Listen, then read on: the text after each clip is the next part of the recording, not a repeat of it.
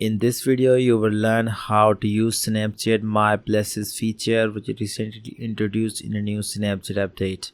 So without further ado, let's check out how we can easily use the Snapchat My Places feature on a Snapchat map. So first thing, make sure that you are connected with internet, and once connected with internet, simply open up your Snapchat app. And make sure you have updated your Snapchat app. And once you update your Snapchat app, so you have to simply tap on the Snapchat map, and here you can see there's a brand new My Places feature.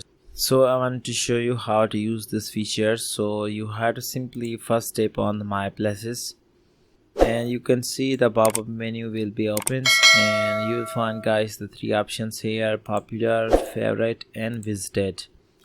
So now with the help of this new feature, you can easily save some specific location on your Snapchat map. So if you tap on the favorites, so you can see all the save my favorite location here.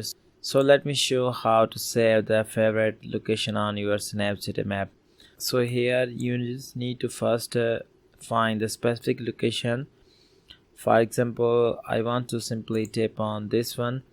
So this is the restaurant. So if you tap on the specific location, so you will find guys bunch of options here, and you can also see the analytics of this place.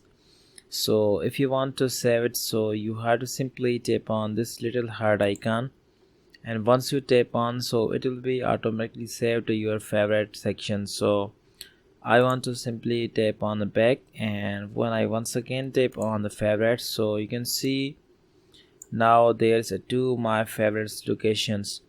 So this is the great feature which allows you to save the specific locations on Snapchat map. So this is the great way to successfully save your visited location on Snapchat map. So it will be help you to easily remind the specific places that you have visited. So this is pretty simple and easiest way to use the Snapchat My Places feature, which is recently introduced in a new Snapchat update.